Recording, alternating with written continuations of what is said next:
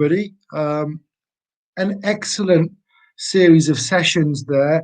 The first one, if you've missed it, the overview of local and global vector control response and dengue strategy. We've had an outline of the global vector control response by the WHO. From there, we had really a very detailed look at genomics and proteomics in terms of the genomic signatures of invasion and leading onto kind of monitoring insecticide resistance in the Indo-Pac region in terms of the Aedes mosquitoes. And then also when looking at the actual interactions between the arbovirus itself and the vector, and done through a new PIT type technology, proteomics informed by transcriptomics. So looking at the transcriptome. Fascinating first two sessions. The last session was the ASEAN panel, the Ministries of Health, Malaysia, Indonesia, and the Philippines, looking at dengue in the age of pandemics. They backed our World Dengue Day, which was a fantastic result. We are delighted about that. And very, very interestingly, all three of them alluded to the built environment. And it's a beautiful segue into this last particular, in this particular session, we want to have a look at what role the built environment has, what kind of intersections are at play between things such as rapid urbanization, sanitation, vector control, disease prevention. What are the issues around that? So we're delighted to welcome Dr. Fiona Shenton from the University of Durham here in the United Kingdom, part of the BOVA Network, with Dr. Anne Wilson, actually, at the Liverpool School of Hygiene and Tropical Medicine. BOVA, the built environment, it's a network of various academic groups, and I'm sure Fiona will, Dr. Shenton will build on that for us. So without further ado, I think given the timings, I think we'll move directly to Fiona. I think we're having some issue with Fiona's camera, so we're going to have Fiona audio feed coming through and the slides. So we'll have to, imagine we're there with you, Fiona, for there. But over to you. Thank you. A round of applause for Fiona behind the digital veil. Thank you. And over to you, everybody. Good afternoon, everybody. Thank you very much for the opportunity to talk. I'm sorry I'm having issues with my webcam. That's very likely me and not you. So I'm the network facilitator for the BOVA network, which stands for Building Out Vector-Borne Diseases in Sub-Saharan Africa. Next slide, please.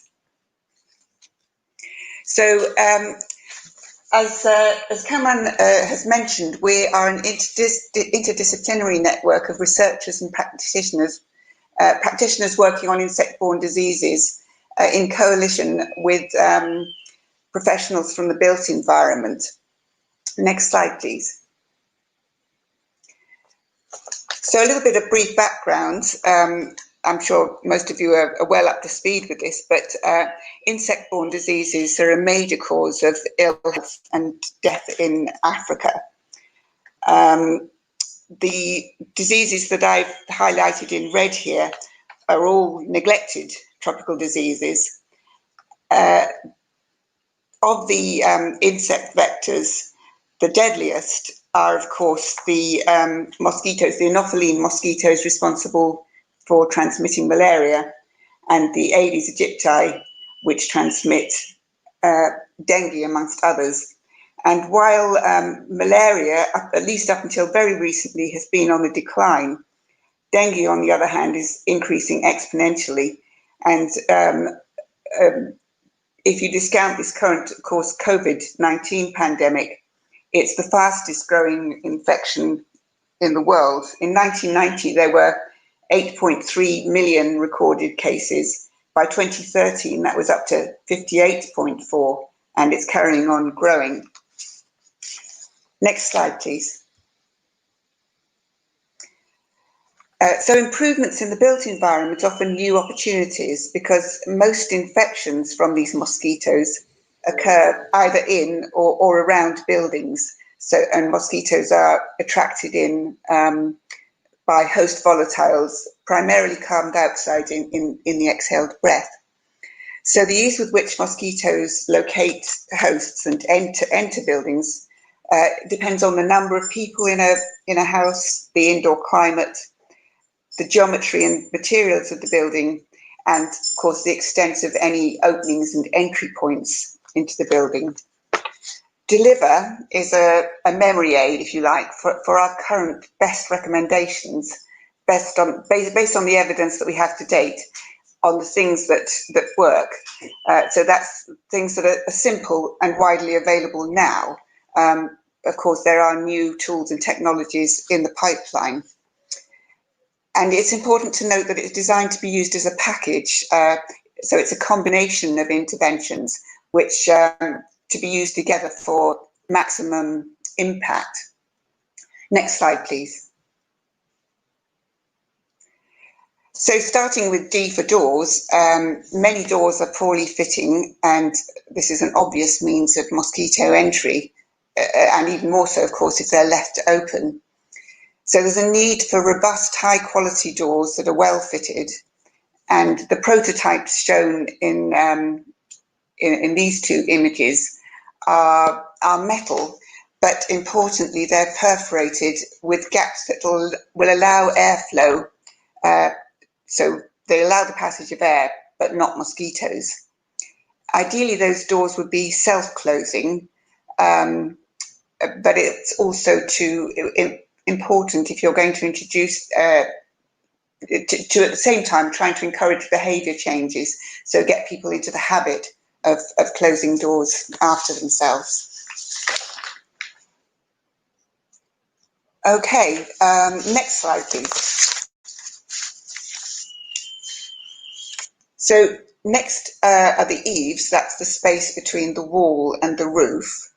In this little graphic, you can see, so carbon dioxide is the sort of yellow, and you can see that's supposed to be building up and filling the house as it's exhaled by the person on the bed, sort of orange figure at the bottom. And it's leaving in a stream from the open eaves, and that will do two things. It will attract mosquitoes in, and then of course provide a nice entry point for those mosquitoes. And it's been shown that something as simple as closing eaves can reduce the number of malaria mosquitoes in a house by as much as 65%. The downside is that it can make houses hotter. So it's actually better, if you can, to screen eaves rather than blocking them completely. Many rural houses lack ceilings, but adding a ceiling can be an alternative to closing the eaves. So if you go next to the following slide, please. L for lifted. Most mosquitoes, not all, but most, and certainly the ones we're interested in, don't fly much above a metre over the ground.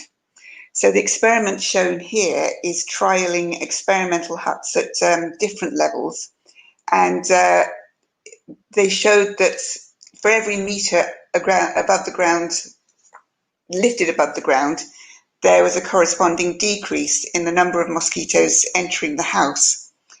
I have to say, in Africa, it's seeing houses raised up and on stilts and so on is less common, but but there are some examples. But it does have the added benefit of making the houses a little cooler, and in areas which are prone to flooding, of course, that can be a useful defence. Moreover, it appears that even if you sort of fill in the gap at the bottom, the mosquitoes are still discouraged from entering if the house is higher up. So you could still maybe have a storage space underneath your house. And moving on to the next one, please. And I is for insecticide-treated bed nets and indoor residual spraying, which combined with mass drug administration have had a major impact on malaria prevalence. Aedes is primarily a daytime biter outside, but nevertheless, insecticide-treated bed nets have been shown to be effective, at least in one study in Haiti. It's very important that these interventions, especially the bed nets, should be maintained alongside other building improvements. Next slide, please. V for ventilation. Right, ventilation and screening. Mud or cement houses heat up during the day and they radiate heat at night. Of course, that gives you a disturbed night's sleep, and importantly, it discourages people from using their bed nets because they feel too hot underneath them. Good ventilation keeps the house cool, and it also reduces the build-up of carbon dioxide as an attractant. In this, in the cartoon on the right, you can see a sort of plume of yellow carbon dioxide being exhaled by a sleeper, and if it's well ventilated, it'll be sort of wafted away before it can build up to significant levels and attract mosquitoes in. Furthermore, of course, good ventilation could decrease indoor air pollution and sort of hopefully reduce respiratory symptoms. Ideally, what we recommend in buildings would be two large but screened windows on different walls, so you can get a through current of air, which this cartoon on the left is supposed to show. And of course, screening in this way is an equitable way of protecting those inside, so that if not every single individual has a bed net to sleep under, if the whole house is protected, then everyone will benefit. And for the future, of course, there's a great deal to be gained by looking at house building materials which are, more permeable and cooler for the occupants, as well as encouraging ventilation. Next slide, please.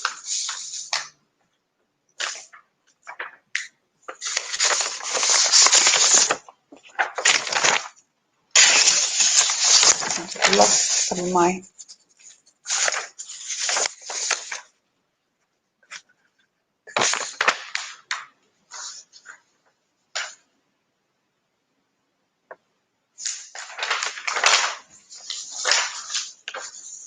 Oh, sorry about that. Moving on to a very, very important topic, which is environmental management, especially the management of water and waste. Remembering, of course, that mosquitoes lay their eggs in water. Aedes in particular, like small containers, such as pooling in plastic waste and tyres or in blocked gutters. But it will still take advantage of water containers and underground systems. Ideally, a reliable water supply is the answer, so that people aren't tempted to store water. But if that's not possible, then people should be encouraged to cover their water containers and scrub them out weekly to remove mosquito eggs. Okay, next please. R for roofs. Thatched roofs are being mostly replaced nowadays in Africa by solid roofs, either metal or tiles. They both reduce mosquito entry and provide fewer resting sites inside for mosquitoes. But one downside can be, especially with the metal roofs, that they're much hotter. Having said that's bad for the people's thermal comfort inside. It means they may not use their bed nets. There is potentially a good side of the houses being hotter, that the mosquitoes themselves also don't do well in the heat. And so it reduces their survival time, meaning that they may not live long enough for parasites to develop inside them. but there is a need for novel roofs and ceilings which are both solid and cool. Next slide, please. So finally, in order to deliver, if you like, there are important facilitators and enablers, which are shown in this last graphic. There's a need for political commitment and good governance, and the health sector must work across sectors, for example, with housing, infrastructure, parks, waste and water management. And in this respect, city mayors can be very important players. Private-public partnerships, working with entrepreneurs, is also can be very worthwhile. For example, in Kwale County in Kenya, the BOVA project is funded Trash to Treasure. And the idea of this project is to develop small businesses who will pay people to remove solid waste and, of course, remove potential breeding sites. And the idea that this idea will be a sustainable way of maintaining waste removal. Local communities must be involved. They have important local knowledge to impart, and of course they care a great deal about their own homes and immediate environs. And all this should go alongside with education for all, of course for professionals such as city engineers, architects and city planners, but actually should be incorporated into education at all levels, starting from primary onwards, to get people on board as early as we can. If there's time sort of later in the session, I've got a very short video I can show, which we commissioned, which is a sort of public education video demonstrating these measures. So next slide, please. So we think Deliver has many benefits, over and beyond better housing. That there are, broader health and environmental benefits to these measures. I've covered quite a lot quite quickly here, but if you'd like to hear more detailed, we have got a publication in press up here on the screen, which gives a detailed account of everything I've covered up to date. And finally, next slide, please. Just to acknowledge the funders of the BOVA Network. And that's me finished. Thank you.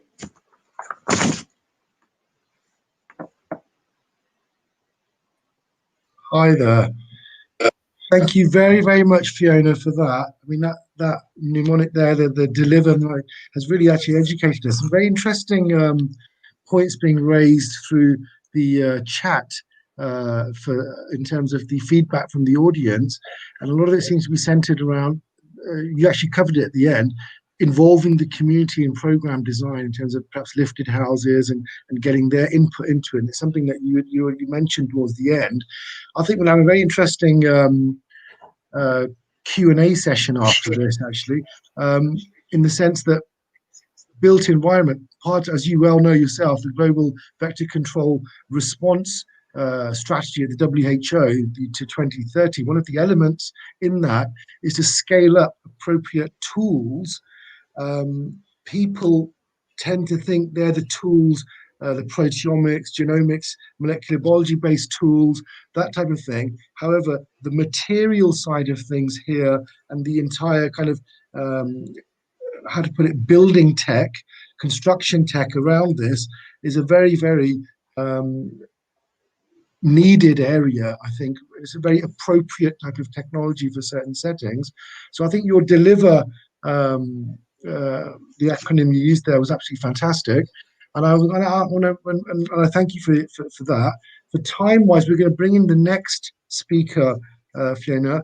We're going to bring in Babar Bhatti Green Earth Recycling, who's joining us from Lahore. Assalamu alaikum, Babar. How are you doing? Assalamu alaikum, Kamran. How are you? Absolutely good, fantastic, thank you. So happy that you could join us.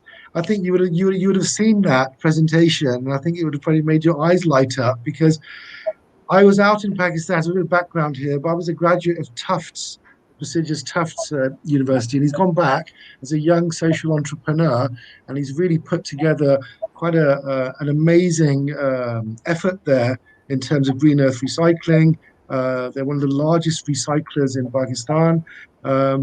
This I was blown away by the materials and the solutions they're producing. And I think Fiona, if you're obviously still listening in, you're going to absolutely love this. And all of the various UN Habitat people and everyone who's out there, I think you need to see this in terms of the solutions. And I'm just wondering how much of that deliver acronym is going to fit into your work. Enough from me. I'm going to step back and I'm going to pass you over to Babar. Thank you very much. Thank you very much. Okay, Kamran, so it's funny because I was thinking the exact same thing, that maybe I should start from where Fiona left off and deliver. See, the second last was E, which was environmental management, and that's pretty much where we come in, green earth recycling. I'm going to share my screen and then I'll keep talking as you know, like, so you guys can go through the whole presentation. And just one second.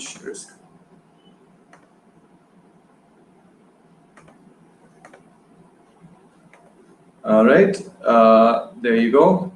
I hope you guys can see that. Okay, so basically, when Fiona was talking about environmental management, now that's our area of expertise.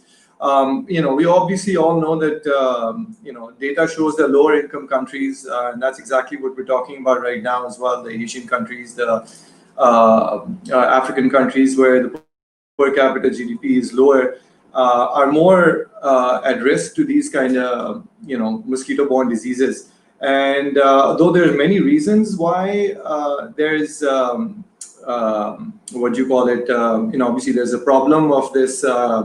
You know, level in countries like ours. You know, it could be corruption, it could be bad governance, it could be bad systems collapsing. But one of the main reasons, you know, Fiona mostly talked about in the beginning about how to stay safe from mosquitoes. But I'm going to talk more about, you know, stopping them from breeding, taking away their habitat, you know, preventing places, you know, like open dumping of garbage where, you know, mosquitoes are more likely to lay their eggs and eventually where they hatch. So basically, before I start with my presentation, what I want to do is I'll take you towards an overview of my company. But what I want to do first is I want to just tie in everything with each other. Now, like I was mentioning before, waste management and recycling is one of the most essential, especially for plastic. You know, we live in a very plastic world where, you know, every day we're throwing away shopping bags and consumer bottles, whether it's water, you know, soft drinks. These days with, you know, like Corona around, you know, there's so much more packaging for food containers, for deliveries and all. So, and this is all growing very exponentially. And, you know, so basically when I look at waste management, I look at it from two sides. One is the supply side, which is basically waste management. You've got all this garbage coming into the system. Now you have to collect it and you have to dispose of it properly. Then there's the other side. What I wanted to also discuss is that when we have, you know, like the same material that comes in into our garbage stream, we also have a huge resource of material which is pretty much, let's say, free, right? So you have a bottle of water, you dump it. Now that bottle of water, you can do whatever you want with it. You can actually use it back in a water bottle, add value to it, add jobs along the way. Or what you can do is you can throw it away, and that is basically zero value. What we try to do is we try to actually take all this material and we like to close the loop in a way whereby not only are we creating products from this plastic waste, but we're also creating products that help help us stay away from all these diseases like mosquito-borne diseases, especially dengue these days, which is a big problem for us. So anyways, I'll go through our little company introduction, and then we can do a little Q&A later to answer any questions that people might have. So basically, now the problem, our topic today is built environment, vector control, and disease prevention.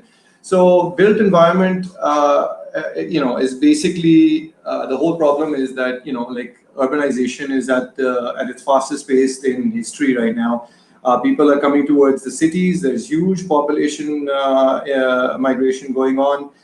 The development is also making us more affluent. Our affluence is resulting in us buying more materials, which obviously come in packaging, and all that packaging is eventually disposed of and becomes a big problem for us later on when we have to collect it. And to top it all off, population is expanding very fast, especially in countries like Pakistan and African countries where this problem is widespread. Now, what makes problems even worse is the fact that we don't have any resources, especially when it comes to solid waste management. It feels like it's no one's priority these days to get rid of the garbage. And what ends up happening is that it's either openly burnt in public spaces, which obviously itself is a carcinogen and has its own sets of problems. But blocked drains, water retention in most of these packaging, they cause larvae to flourish. And also, when our drains get blocked, our streets are full of water. And the little crevices are ideal place for mosquitoes. Now, our company was set up in 1992, and we recycle all kinds of paper, plastic, and glass, and we're still working on expanding our product range to basically become hopefully a one-stop shop for all kind of recycling work. And in Pakistan, we're the only company in the organized sector. There's a huge informal, undocumented economy, but that is basically not a front runner since they don't really have any resources to go for R&D and product development and stuff like that. Now, as I was mentioning, and I mentioned some of this before as well, so I'm not going to go into detail. I'll just give you a minute to go over this. But the problem that I was mentioning before was that unfortunately the plastic items that is such a problem for us and that's such also a convenience for us, they're all pretty much designed to encapsulate materials, whether it's water, whether it's food, it's to prevent leakages and to prevent air from coming in. And obviously when it's designed like that, once you throw it away, it pretty much does the same thing. Now, whenever these items are disposed of, like in our last presentation, we saw a picture of an open dumping ground. They allow a lot of different mosquitoes to come and breed, and as a result, generally around about monsoon season, especially in Pakistan, we have these huge issues of dengue cases going up. So basically, regardless of how and what public health issues we actually have to face, the biggest problem for us is that we don't have a proper and sustainable collection and recycling infrastructure, and we definitely need to develop it. And I'm going to go and I'm going to tell you both sides of the thing. How not only will it help us with our health when we collect it and dispose of it properly, but how we can use the materials that we collect to actually further mosquito-proof our built environment. So basically, in 1995, we set up plans to recycle all kinds of plastic, and we realized that plastic is not going anywhere. Even some countries banning it, having a hard time. Others, like European countries and developed countries, are charging people for bags. With the affluence, 5 cents a bag isn't really a big deal for most people. So even though it has helped a little bit, it's not a permanent solution. So what we have to realize is that we have to find a solution for it. Now, what solution have we found at Green Earth Recycling? We've got many solutions.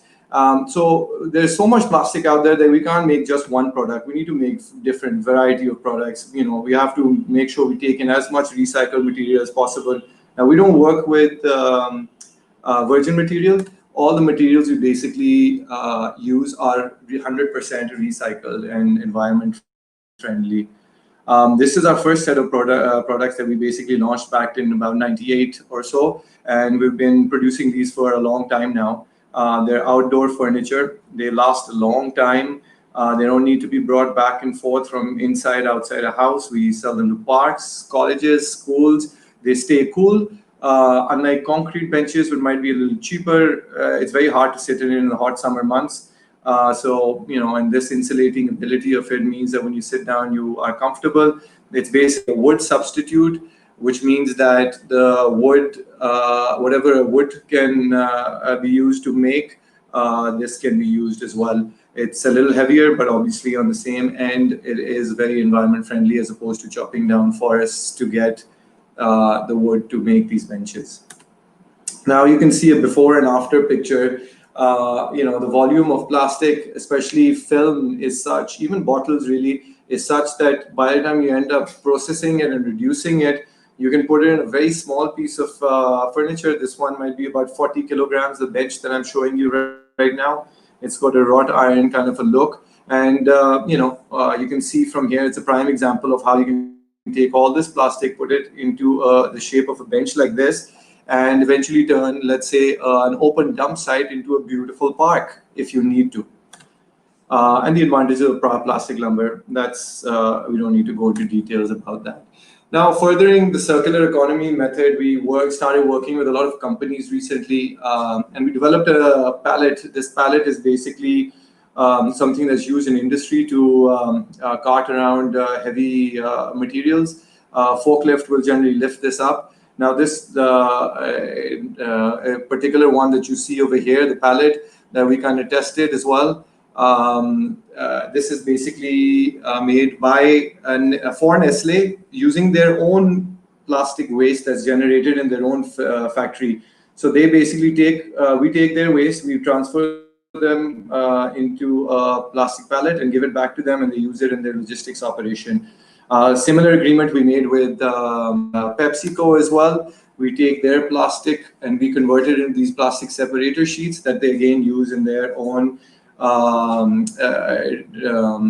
distribution network. This is basically being done on the industrial level. Another advantage of these, again, like I said, was that, this is basically been made of waste. If we had not made this, that were just lying around there for many years, maybe even decades. The third product, now this is the most interesting one that I have right now, because in Pakistan, what happens generally is that people will end up taking all the material, putting them in a shopping bag, and just picking up the sewage gutter lid, popping the bag in, out of sight, out of mind, and you're good to go. And what used to happen was that a lot of these gutters used to overflow, causing, like I mentioned earlier, water to flood the streets and public alleyways in general. So basically what we decided was that we'll take recycled plastic and we'll make it into manholes. Now, with this, we try to fulfill two things. We put a little lock on it, so it's hard to move and lift up very easily. They've got special keys. And secondly, what this is that basically we're taking plastic out of the built environment waste management chain, and not only are we basically processing it, but we're processing it and putting it back into something which will eventually covering up of drains will mean that less larvae will be able to be laid in our public network sewage system, and hereby maybe helping us in the future with other, with reduced infection. Another problem that we had, again, and this is very apt as well for Tetra Pak, and I think going back to third point before about the R and deliver, it was the roof. I think roof is very important because generally rain, clean water, dengue, these are synonymous with each other. And I think the biggest issue is that, even though we can work without a roof on our head, a lot of times when it rains, a lot of the open places, they get filled up with water, no one empties them, and they become fertile breeding grounds. So with Tetra Pak, these are basically milk and juice boxes. Before we started processing Tetra Pak, what used to happen was that the paper, plastic, and aluminium, the three layers in this, the paper used to be 75% taken out, and the 25% that was left behind was discarded. Now, this discarded plastic and aluminium, it's pretty much, once it comes out of the pulper, it's pretty much a pouch. And that pouch is ideal for holding water, even though it doesn't have any strength, the strength provided by the paper. But once it's lying on the ground, supported by other things in an open yard, it's very easy to fill up with water, and it can easily allow mosquitoes to breed there. So basically what we did was that not only did we process 100% of the package as opposed to 75%, that was the efficiency before, but what we also did was that we ended up using the same pouches, the plastic and the aluminum pouches, and we started making a roofing sheet out of it. Now, as Fiona mentioned, these are plastic and aluminum. The strength is good enough to be used in roof application. And the best thing about this, as was being requested by Dr. Shenton, these are naturally insulating. In the summer months, it gives you about a 12 to 13 degree difference in temperature when compared to metal sheets. It's true that metal is a conductor, so it'll take all the heat, throw it down. Plastic is an insulator. It'll take all the heat, reflect it back out, or insulate it and leave it behind. So spaces remain very cool over there. So again, one of those ideal situations where you're taking, let's say, a plastic bag, turning it into a manhole cover, taking, let's say, a Tetra Pak container, turning it into roofing sheets. So basically, that was like a little overview. 15 minutes really isn't enough to go through everything in detail. Maybe if you have any questions, I can answer it later. But in conclusion, I'd like to say basically that plastic, yes, it's a huge nuisance. It's something that we still haven't figured out how to deal with. Though places like Germany, Austria, the Western European countries have very, very, very high recycling rates, and they've got a very good waste disposal infrastructure. If we take, in developed countries where we already don't have resources, if we do not take advantage of this plastic as a resource, we're foolish and we're really missing out on something. It's difficult, but it's not impossible. We need to basically band together and improve the collection and recycling of plastic waste. Turn it into products like the ones we're producing, 100 other solutions. Make your places beautiful, put benches, put play areas. We recently did a whole UNDP project, which basically put up kitchens and bathrooms up in the northern areas of Khyber Pakhtunkhwa. Some of these areas are prone to earthquakes. Not only does it help the fact that it's not really a concrete structure, but it also is made out of 100% recycled plastic, which is a huge plus. Again, covering up sewage lines, crucial element of vector control activity by indirect source reduction. If we can just take the same plastic that we complain about, convert it into these manhole covers, and put it on, cover all our open gutters, that's a huge plus towards huge win towards getting a healthy tomorrow. And finally, Tetra Pak roofing sheets, like I was mentioning, you can cover up open yards and factories. Huge problem. A lot of the factories have open areas which they don't necessarily need to cover up. But when we look at a disease, when we look at dengue and malaria and stuff like that, it's very important that we cover up these places like junkyards, waste transfer stations, garbage bins, etc., etc. And and we remain open to global vector control and global health community in general. in terms of potential impact and validation studies, and we hope we can actually move forward and find a solution to issues that are plaguing us today. Excellent. Thank you very, very much, Babar. And I think that was a very seamless fit with the first presentation. In fact, Fiona, if you're listening, I was thinking maybe you should add an S on the end of deliver in terms of delivers for sustainability, because the thing that struck us, and I visited this actual their recycling plant, the Green Earth recycling plant, earlier in the year. It was absolutely amazing. From literally a plastic bag to a plug-and-play housing solution, it's something worth seeing. I think they could really benefit from research, collaboration, something to kind of validate, does this intervention reduce the healthcare burden, or I'm sure there's mileage there, and I'm sure we can look at that in the Q&A. So I'd like to say thank you very much, Robert. Kamran, can we tell the audience about the video that we have in the resource file? If they want to go ahead and kind of view that on YouTube, that would be Absolutely. a big informative piece of information for them as well. That's a great idea. I think we were posting it in the news section on this virtual world. And as I said in previous sessions, this setup remains live forever. We are creating a hub for this community.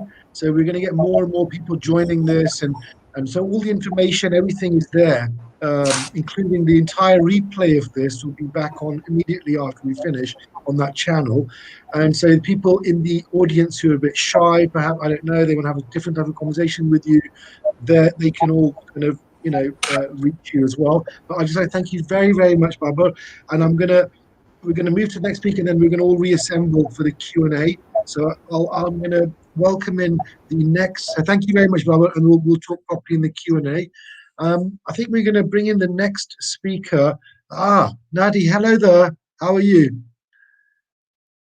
Nnadi, can you hear me? I want to welcome Nnadi Emmanuel Ebuka. He's a Chevening Scholar at University of Swansea. And he was working on snake control and snakebite prevention. Why we brought that in is that obviously one of the major kind of areas that needs to be looked at for snakebite really is the actual built environment, the housing, latrines, this type of thing. Is it safe? Are snakes getting into the housing? It's a growing area of interest, and I think it'd work very well to find out from Nnadi. And I know it's one of the obviously you all know it's one of the most highly neglected of the NTDs. I think the disease burden combined of the other NTDs doesn't equal the disease burden of snakebite. It's a phenomenal statistic. When I read that, I had to reread that.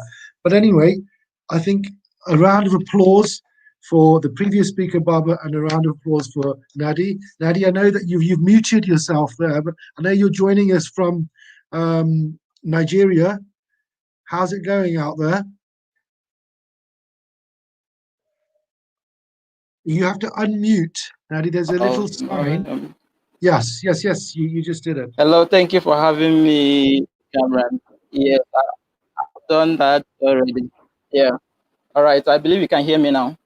Yeah, we can hear you. Yeah, so thank you for having me today. I'm going to talk briefly on snakebite control and prevention in developing countries. This is a topic I'm so passionate about and have been discussing about it for the past 6 years or more.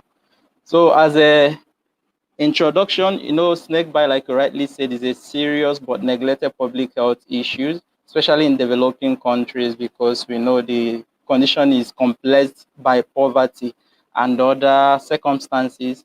And globally, it's estimated that about 5 billion people are at risk of venomous snakebite. And these 5.8 billion people are actually the poor people, mostly peasant farmers. And 7,400 of them are likely to be bitten per day. So if you check this, you find out that snakebite seem to be more detrimental than most of the public health conditions that receive higher attention globally. So about 81 to 95% of this entire population are found within developing countries. For instance, in Nigeria, we have been working for a while now. In some regions in Nigeria, even though the prevalence rate in other areas might be slightly lower, for some part of Nigeria, you can have a snake bite incident as high as 497 persons per 100,000 population per annum. And that is almost more than what HIV can kill in a year in a particular location. So this shows that it needs a maximum attention. But the bad part of it is not just the direct impact of the snake bites, but it has a long-standing, long-life physical damages such as amputation, blindness. The psychological and socioeconomic implications is also associated with this. So, but there are factors that actually predispose individuals to bite, apart from the socioeconomic factors. We know that a snake on its own is a gentle animal, but at times there are conflicts that exist between human and the snake. And three basic factors that have been identified. One is coming from the snake itself, the other aspect, socioeconomic reasons, and then human behavior. So before there will ever be conflict between snake and human, these conditions, one or all, may exist. For instance, snake behavior. Snake don't really bite because they want to bite. Most times they bite as a means to adapt to the environment, either to kill their prey or to exit being preyed on. So this behavior, whenever any of these behaviors is being dared, snake tend to attack. Now, there on the part of humans, the commonest factors that predispose human to snake human conflict is socioeconomic reasons. We know that most victims of snake bites are peasant farmers, either hunters or any form of agricultural farming. And poor housing is one of the reasons. During when I was working in one of the hospitals in northern Nigeria, I know that most of our patients, some of them are beaten while sleeping. Some of them we are beating like children who are usually beaten in their hands. They are beaten because they are hunting and putting hands into the hole, and they are beaten. I've had a case where a patient was beaten with one finger and started into the hole. He pulled it and put in the second finger again in hot of rats just for feeding. So I'm sure that one who has enough food wouldn't have engaged in such a nasty activity. So economic reasons are one of the factors that predispose people to snake bite. Then another part of it is human behavior. Last year, I conducted a research in northern Nigeria, not to understand human behaviors from the point of a farmer's perspective. I use them as my case study to understand human behaviors that make them to accept different treatment options, different control measures, and why the conflict between human and the snake exists in some area. So the objective was to assess their knowledge first of venomous snakes, determine the level of their awareness of different treatment options, then explore their perception of different available treatment options and other things that emerge. But for this presentation, I have to just explore pick out the part that has to do with the control of this snake. What is that behavior that makes human and snake to be in conflict? And that's the one that is more interesting to me. So in that research, it was a qualitative research, and I used interpretative phenomenological analysis because I wanted to understand the lived experience of these farmers, because it's not enough to tell them wear boots, do this, do that. You need to understand, what are they doing? Are they doing it right? How are you going to help them to do it right if they're not doing it right? Because if you keep using a top-bottom approach to snake control and snake bite prevention, it's not going to work, because you need to understand the prevailing conditions in those environments where these people live.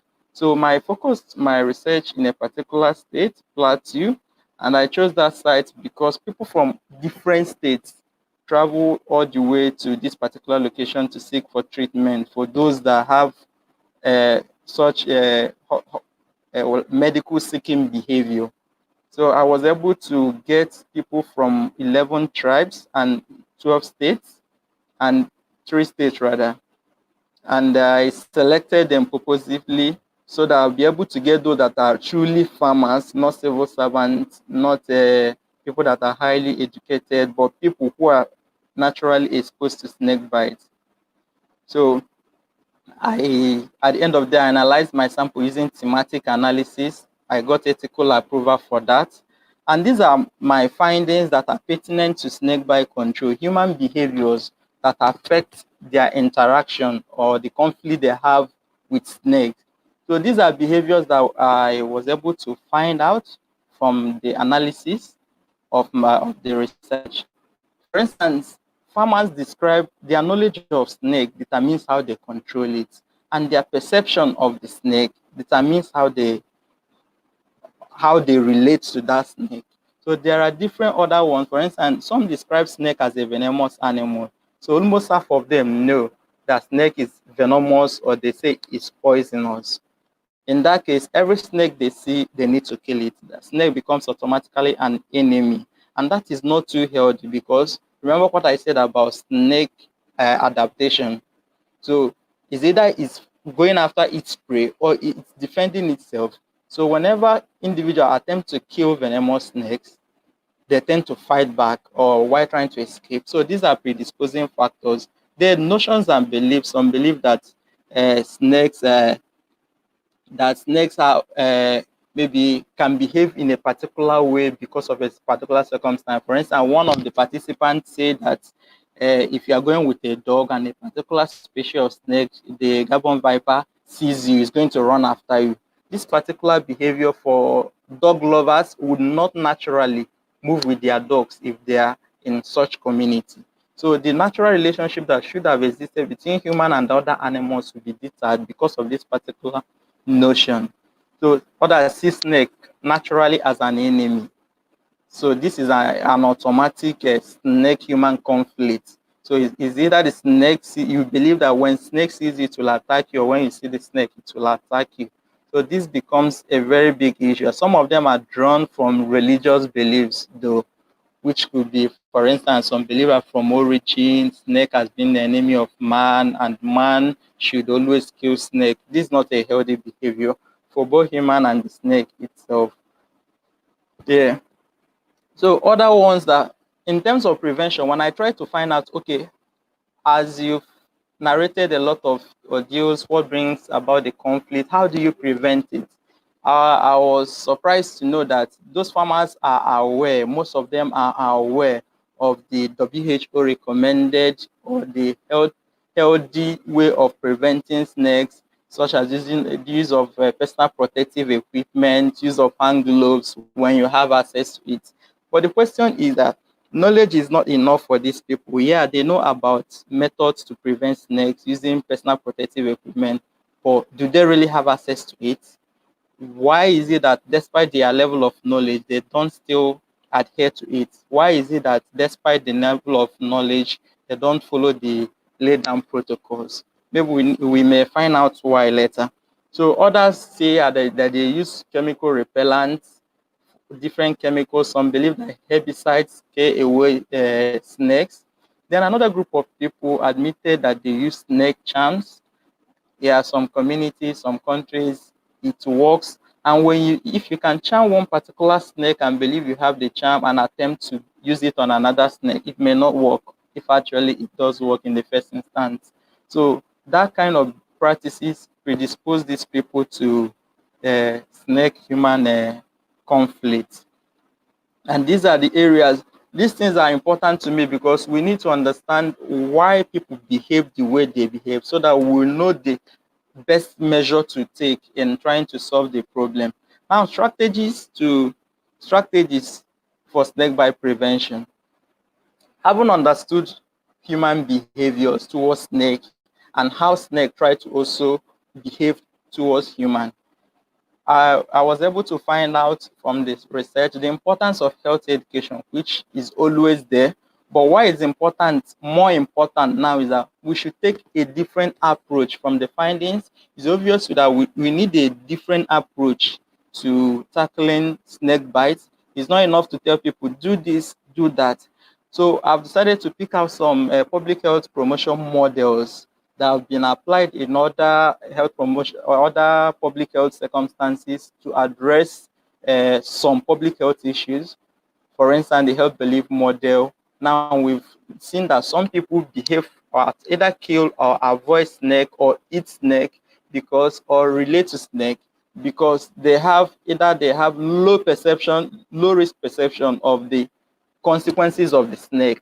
They believe that, oh, this snake, it can only pain me if it bites me, but it cannot kill me. So their perception, we need to use some models to understand their risk perception and know the things that actually motivate them. It's not enough to say, okay, do that, do this. Then the theory of adoption of innovation. When you are bringing in technology, because the world is globally becoming, we are becoming technologically more sensitive. So if we are trying to use technology, for instance, to improve snake control and prevent snake bites, how are we going to cope with these people? So the use of the theory of adoption of innovation, for instance, will help us understand the rate at which individuals adopt new things. For instance, the use of anti-snake venom. There are some communities that say, oh no, we've been using this traditional method for treatment of snake. We don't need to go to the hospital because this is what our forefathers are using. These are the behaviors that we really need to understand before trying to control or bring in any form of innovation into snake bite control. Then the health action model is going to help us understand these behaviors, their beliefs, the normative influences, their motivation, then the factors that influence the possibility of such behavioral intentions being put into practice. Like I said, you need to empower them. For instance, if you want them to wear boots, do you know if they truly have the boots? Can they afford buying those protective equipment? So that takes us to what other ways that we can support these people. In addition to the educational aspect of it, we need to also improve on other factors such as the socioeconomic factors. Like most of the farmers that are beaten in their houses is due to the poor housing system that they live in. A lot of the patients I've seen where I worked last, most of them are beaten right inside their houses. So most children are beaten while sleeping on the floor. That's to tell you how deplorable their houses are. So, and this connects the presentation of Fiona and the Baba on the importance of improving the environment, including housing, and provision of social amenities as well as providing personal protective equipment for these individuals. So in conclusion, it is good to recognize first that snakebite is a serious public health challenge. Unfortunately, it's neglected, not just neglected, but super neglected. Because most time when you come to the NTDs, we talk less of snakebite. But until you visit the site, then you will know that snakebite kills. It kills more than many known public health challenges in our environment. Then addressing these factors that result in snake-human conflicts is going to help us understanding and educating those that are at risk of bites, educating them about snake reaction, snake behaviors, and also educating humans on how they have to manage these behaviors.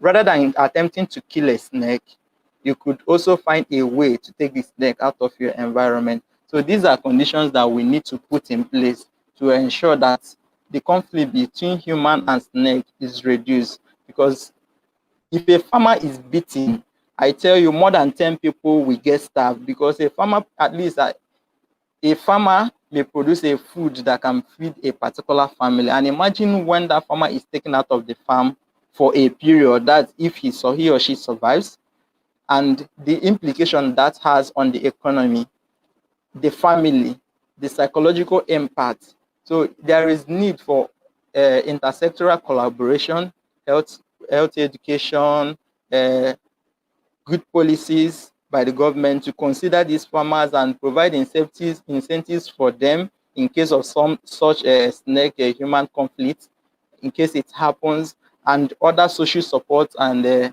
emotional support that we need to give to these people as well. Maybe I have to stop here and take any question later. Thank you for listening.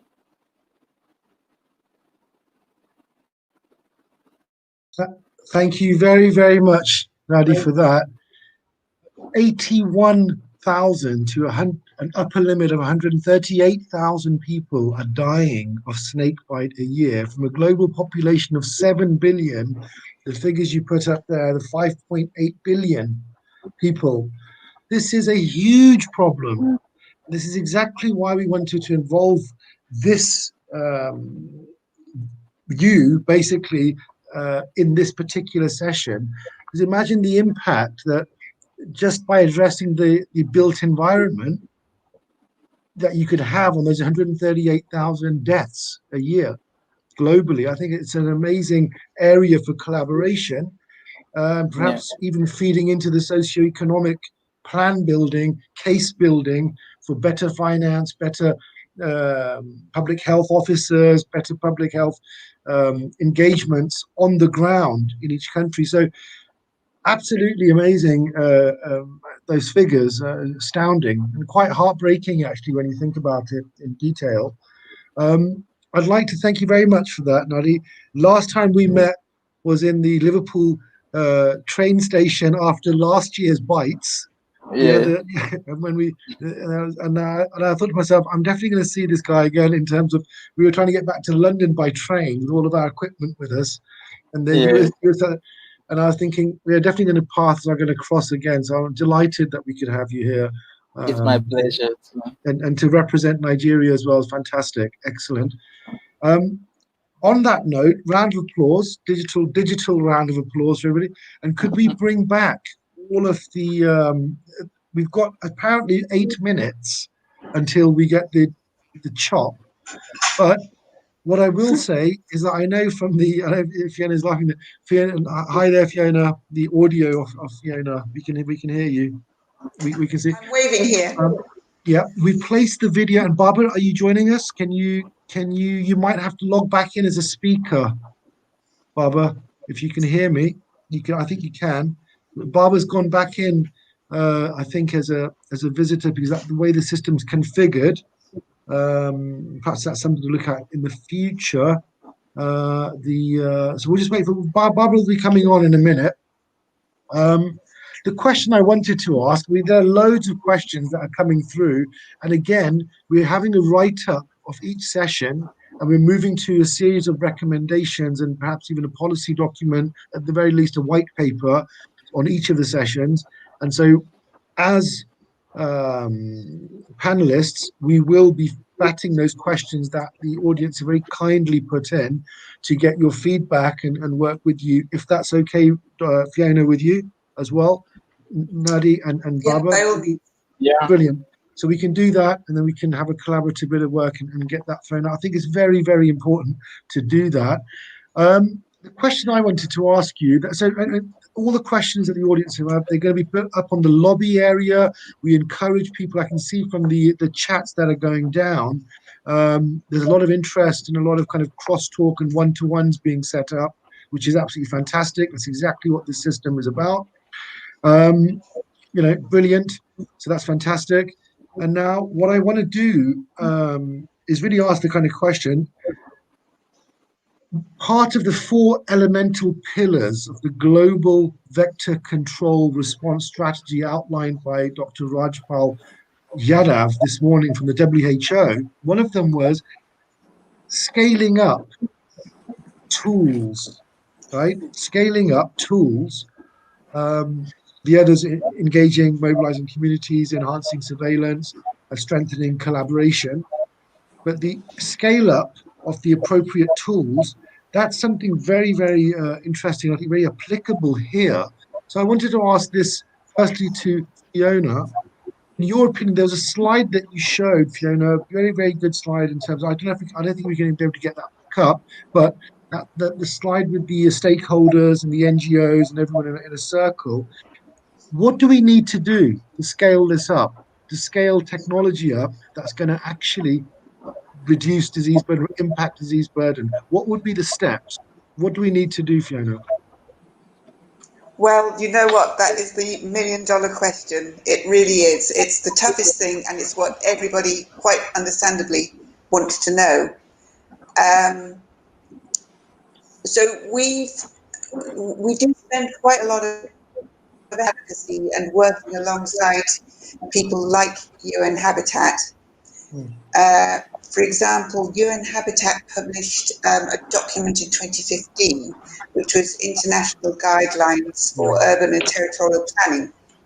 And although, of course, that's quite a while ago, they're designing a training manual to go alongside it to help people to actually implement those recommendations and guidelines. And we're helping them with a small component of that, and that's how to integrate health into those guidelines. The nice thing about the BOVA network is that it's a rather simple way to demonstrate how that could happen, because it's a big question, but BOVA can sort of make it accessible to people, and they can sort of get it. What we've described in Deliver, as you can all see, is by no means rocket science. And we've, and because it was so commonly asked of us, well, you know, you come out with these statements, but will we actually, what can we do right now? So that was why we put that paper together, because they're our best practice from the evidence so far. And we're looking all the time to improve on that, but people need to do something now. And these are things that are actually very scalable. So that's our kind of, I guess it's just to get in there and start the best you can. I was really excited listening to Babar's talk because, you know, I've concentrated on the things, the materials and tools we have at our hands now. But as soon as you start doing that, you realise where the gaps in our knowledge and our technologies lie, that we want things which are materials which are locally available, that have a low carbon footprint. We want things that can help people build houses that are cool. So I guess we just have to be very pragmatic and really get a very solid understanding of what's needed, and build from the bottom up, I think. But on that bottom up basis, and I'm going to come to you in a second, Barbara, in terms of the Fiona's kind of input, feedback there. But just to build on that bottom up thing for a second, Nnadi, I know you know Dr. Cassandra Akinde from the OIE setup in Nigeria. We know her very well as well. She's also a Chevening Scholar, and basically we had an ISNTD Connect with her, which is live on our YouTube thread as well, and we're going to post it in the news. Marianne, the other co-founder and director of the ISNTD, conducted that particular Connect, and it was really about community engagement and getting those. How could we bring communities? What I'm trying to get to is a point where there's a research collaboration which could clearly demonstrate socioeconomic impact, or at least in terms of by reduction of disease burden, by this type of approach. And I think after that, frankly, scale up would be it's a no-brainer, really, if you're really serious about these things. People forget the scale of urbanization, the rapid, how big this is. I was in Kampala earlier in Uganda. It's just mind-blowing, the scale of it. So we have to act fast. So to get to that, this research collaboration, how would you bring communities into it, Nnadi? What would you do? Yeah, to bring them, first of all, you need to understand what is it that they are doing and how are they doing it. For instance, in the area of snakebite, we know about 95% of my participants say they would first pass through their local herbalist before they get to the hospital. So you see that these people are chief determinants in whichever decision the patient takes. So what I would say is that these people, they need to be trained. For instance, if you are bringing in any technology, you don't just allow the experts to study the technology and just bring it down and start using them. These people need to also be trained, to be exposed on what you're about to do and why you are doing it. And not just bringing yours, also know what they are doing. Empower them if that works for them. So I think there is need for mutual understanding between the two parties. Even the herbalist, even some people may say outrightly that, oh, it doesn't cure. The herbs cannot help in the treatment of snakebite or other vectors, for instance. But the truth is that we know that there are active ingredients in these things, in most of the herbs, but probably they are not taken in the right proportion per se. But we need to let them know that, okay, this is what you are doing. This is the extent to which it may work or it may not work. Make them understand. So I believe that mutual understanding between the experts and the bottom per se individuals, it needs to be bridged so that we understand each other as being important in the cycle. That makes a lot of sense, actually. The building of this, bridging the knowledge gap and this kind of outreach program. In a way, if you extrapolate what you're saying, and this I'm going to put to Baba, it's almost as if you want to try to make this happening in sanitation as well, where the latrines and this kind of, you need to show it as a service to the end user, not just buying a technology, but to educate them to how much of an impact this is going to have. To you, Barbara, I was going to ask this question as well, actually, that, you said earlier you're open for research collaborations. How would you envisage that in terms of within Pakistan, or I know you've gone out of Pakistan. Yeah, we're pretty much open to anything. Now, I'll tell you what the problem that I feel, where the problem lies. I think first of all, the biggest problem when when you look at, let's say, this forum, for example, the thing I loved about this is that, like I'm invited to, let's say, a vector disease control. It's not considered my, a specialty. But it's very important to realize that you have to get all the stakeholders on board and get a planning in place. When you talk about scaling up, until you have a good plan, you could throw billions and billions of dollars towards your health system, but then, you basically, that's a treatment. What happened to, making sure that it's prevented to begin with, we throw billions of dollars towards, health. But when we look at, something as simple as recycling garbage collection, I think the biggest problem that lies, especially in Pakistan and most of the developing countries, is there's a lack of capital. The people that want to work in this kind of field, that simply don't have the money to do anything. Perhaps if we reach into the microfinance. I mean, there are so many avenues to explore on this, and I was absolutely delighted to have this kind of mixture of people. That's what the ISNTD has been about from day one. Break down the silos, and genuinely northeast, southwest, bring it back. So we're very, very happy with everything that's been discussed. I'm only speaking like this because I'm getting the death stare from the people who are keeping the time. If I could turn my computer around now, you'd be shocked. So I'm going to do it. But so it's now 44. I'm going to be pulled off with one of those sheep, shepherds, crooks, exit stage right. I'm going to have to move. Please continue this conversation. There are chat rooms. We've put your video up, Baba, we're going to put it up on the news tab. I think it's up, or it's it's up. So that's fine. So people can educate yourself. Nnadi, your stuff is all there. Yeah. And also the BOVA video as well is on the news, Fiona Shenton, on our news tab. There's a resource hub there. You can go for it. There are a lot of questions to be asked and one-on-one meetings to be held. Please continue this conversation, and I will have to say thank you very much indeed. The system cuts off in a minute and I have to go to the next session. Right, Nnadi,